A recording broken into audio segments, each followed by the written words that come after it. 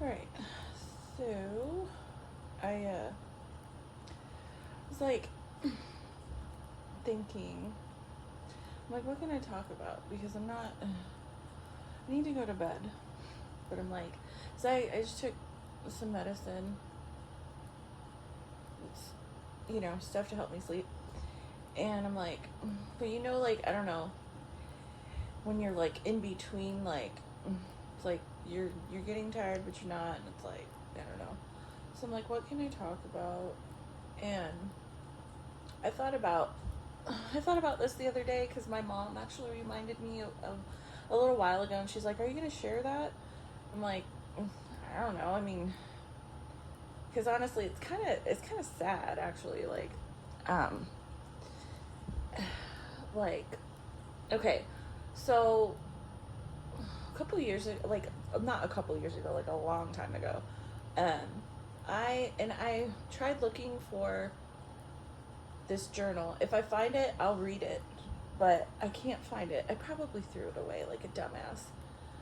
But I channeled years and years ago a child actor. Well, he was famous as a child, okay? But he grew up and he unfortunately died of a heroin overdose. And I channeled him, and it was the only time I've ever done this. But I started now that because I think I was like, how old was I when I did this? I don't know. I was still in my late teens, maybe early 20s. But now I know what I was doing was automatic writing, okay? And if you don't know what that is, it's like when someone that has died, their spirit, when they come around, it's like, and at the time, like, I couldn't control it, okay? Now I wouldn't let anyone do this, but it's like when someone that has passed on comes into your body and you literally go into like a trance and you start writing. It's like you are not yourself. And I did that with this person. If I find it, I think it might be in a box. I don't know. If I find it, I'll read it. But I think the only reason why I was able to do this is because I ran into this person before they died, a couple years before they died. Okay, this is back. Gosh, what was I, like 17, 18? I might have even been 16. It was, okay, anyways, it was around the time I was dating. It was like my first serious relationship. I was with this guy for 5 years. And anyways, he was a big drug addict, okay? He would do anything and everything, okay? He would, if you had it, he'd do it, okay? And, he'd shoot it, he'd snort it, he would smoke it. And I did my stuff. I had my set things that I liked. But I never did like hard stuff back then when I was with him. I did like I did ecstasy and stuff, but fucking I never did heroin or meth. That was later. Well, I've never done heroin, but I did go through a phase where I was doing meth. But so when I dated this guy, okay, I grew up in Orange County, and it's like 45 minutes out from like the LA Hollywood area. So this guy that I dated at the time, he was a big druggie, and he knew freaking everybody, okay?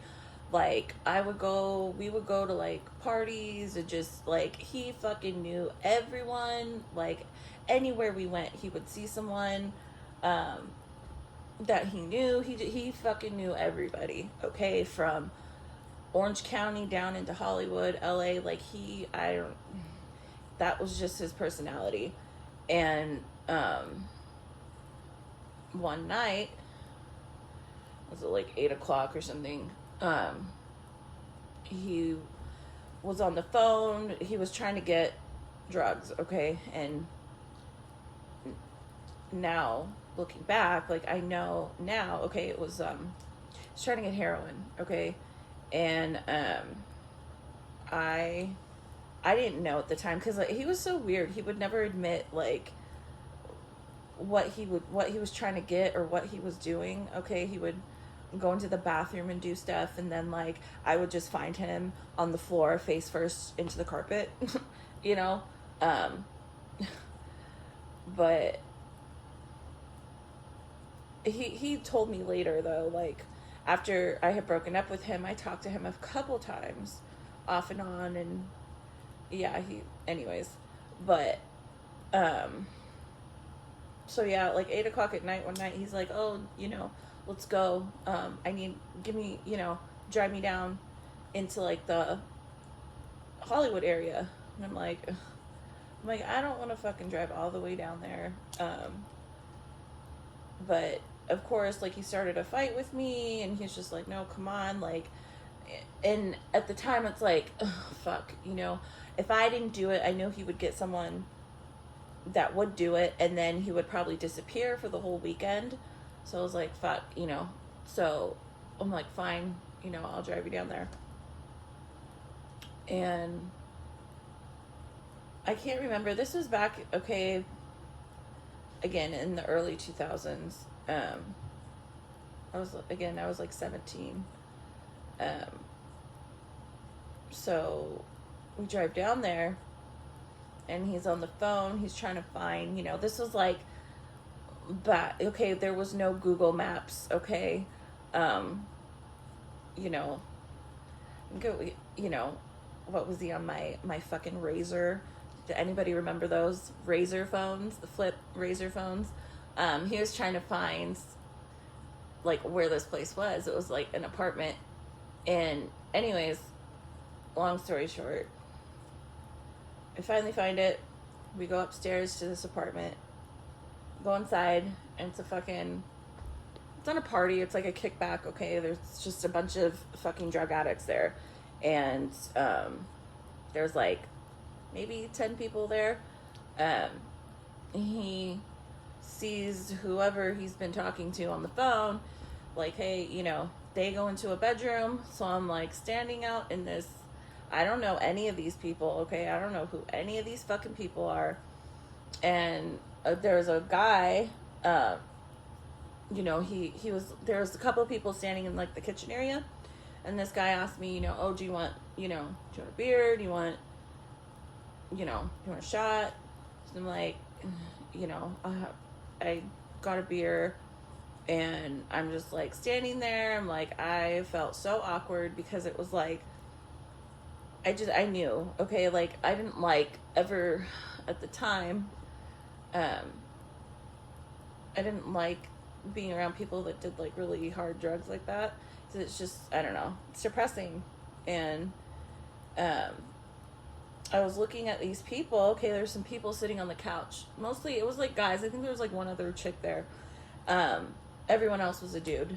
And there's a couple people sitting on the couch, and I'm looking at this one guy sitting kind of off to the side. It was a big couch.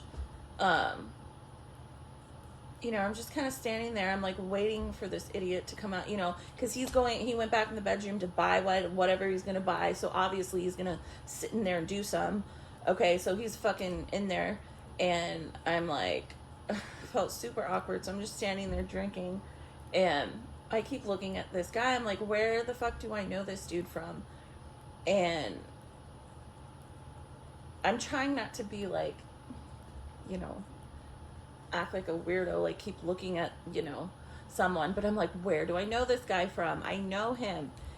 And he looks at me finally, because I like keep looking, and he kind of makes eye contact with me for a minute. And when I do, like, when I see this guy, I'm like, oh, that's where I know this dude from. Okay. And he was like, you could tell he was high. He wasn't passed out or anything, but he was fucking high. And he was heavier, like heavier, but I still recognized him. Okay, it was the child actor, and maybe I don't know. Look him up if you don't know, but Brad Renfro was sitting on this couch, fucking probably, because later he did die of a heroin overdose. So, and now looking back, I know that's what my ex went there to get, because later that night I found him face first in his, in his mom's computer room. She had a room like just for like the computer and stuff, and he was like face first in the car. Anyways, he was fucking high, but that's who it was. And I'm like, oh my god. And I wanted to say something, but the vibe I got was like, I think he could tell because I kept staring. So like the vibe I kept getting was like, oh god, is this chick gonna fucking like say something to me like, oh, you're so and so. So I didn't. I just stood there like, I wasn't freaking out. I was just like, oh my god, that is fucking him. What is he doing in this, like, because at the time I didn't know that he had, I get, a fucking drug problem. And, I hadn't heard of this guy in years. He was famous when I was a child. And here he was in a fucking shitty ass LA Hollywood area in some shitbag apartment, fucking with a bunch of fucking drug addicts, sitting on the couch. I'm like, oh my god, that was him. And so when my boyfriend at the time, when he came out of the bedroom finally, he's like, oh, let's stay and fucking hang out, blah blah blah. I'm like, no. I'm like, I want to leave, because the whole, like, I just felt so uncomfortable there for, I don't know, for whatever reason. It was just really like, I don't know, I just don't like it, and I wanted to leave. So I'm like, no, I want to get the fuck out of here. But I told him when we left, like, and he didn't know who the fuck I was talking about. So, but I think now I know to this day, like, because I kind of like, I mean, I wouldn't have had to have had that interaction, but I really think that's why I did channel him later after he died, because I did, like, anytime you come across someone, like, like your energy exchanges, okay? And for whatever reason, after he died, he came, I picked him up, and I picked up his energy, and he came through me, and I started doing automatic writing, okay? And if I find it, I'm gonna look for it more. If I find it, I'll make another video and I'll read, like, what he was saying. I remember, like, I was very angry, because it was like, I think I channeled him like a year after he died, a year or two after he died, and I didn't mean to, it just happened. But I feel like that's why it happened in a way, because I had that, I had that, not interaction, I didn't say anything to him, but I came across him, and, I made eye contact with him. I don't know, just a weird kind of sad story, I guess. It does make me sad, because, like, I didn't know at the time, like, that he was, into drugs like that, but it's just, it's like, it's just fucking random as shit. But I have all kinds of different stories. I should start making, like, saving all these weird random videos that I talk about stuff from my past. I should make, like, a playlist, because I have a lot of weird stuff. But yeah, that's it. It's a time when I ran into Brad Renfro at a fucking place where my ex was buying heroin off someone.